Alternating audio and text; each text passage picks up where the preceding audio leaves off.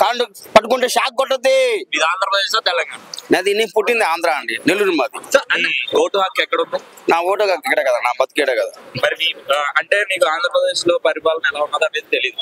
తెలుసు, ఎందుకంటే మా ఆంధ్రప్రదేశ్ కదా. ఇప్పుడు నేను చెప్తా, నువ్వు అర్థమైంది, నువ్వు చెప్పింది నాకు డైలాగ్ అర్థమైంది. ఇప్పుడు వైఎస్ మన కేసీఆర్ పుట్టింది విజయనగరం బొబ్బిలి దగ్గర ఒక పల్లెటూరు. ఆయన పెరిగింది ఇక్కడ, వాళ్ళ కొడుకు పుట్టింది ఇక్కడ.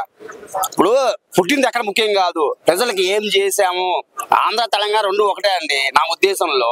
ఎందుకంటే 26 సంవత్సరాలు నేను అంటున్నా, రెండు ఒకటే. కాకపోతే ఒక ప్రభుత్వం, ఒక రాజకీయ నాయకులు వాళ్ళ అవకాశం కోసం, వాళ్ళ పోస్టుల కోసం, ఒక సీఎం పోస్ట్ కోసం కాంగ్రెస్ అన్ని కలిపి కూటమి చేసుకొని అక్కడ చేశారు.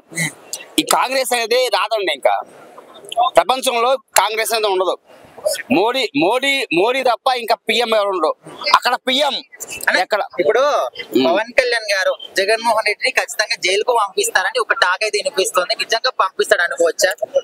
ఆ మాట టాకు కాదు.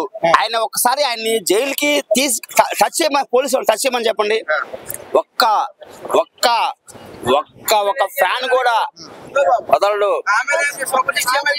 జగన్మోహన్ రెడ్డి జైలుకి వెళ్తాడు, పవన్ కళ్యాణ్ పంపిస్తాడు అంటున్నారు. జగన్మోహన్ రెడ్డి పంపించచ్చు, తప్పలేదు. అందుకనే ఆయనకి ఆ బినామీ పేరు మీద చాలా ఆస్తులు ఉన్నాయి. అవి ఇప్పటికా రికవరీ కాలేదు.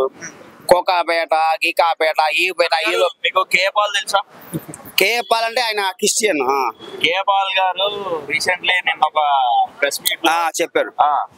ఇద్దరిని, చంద్రబాబు నాయుడు గారిని, నారా లోకేష్ ని రెడ్ బుక్ గురించి మాట్లాడుతూ మీరంతా ఒకటి చెప్తానండి, కేపాల్ ఆయన గురించి మనం మాట్లాడకూడదు.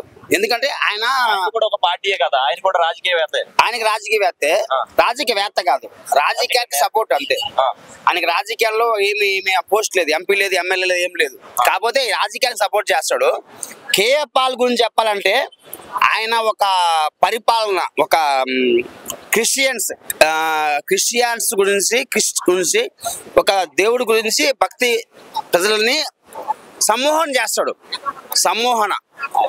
అయితే ఆయన గురించి పక్కన పెడితే ఆయన చెప్పేది ఏదో చెప్తుంటాడు. ఆయన ఒక్కొక్కసారి ఏదో చెప్తాడు.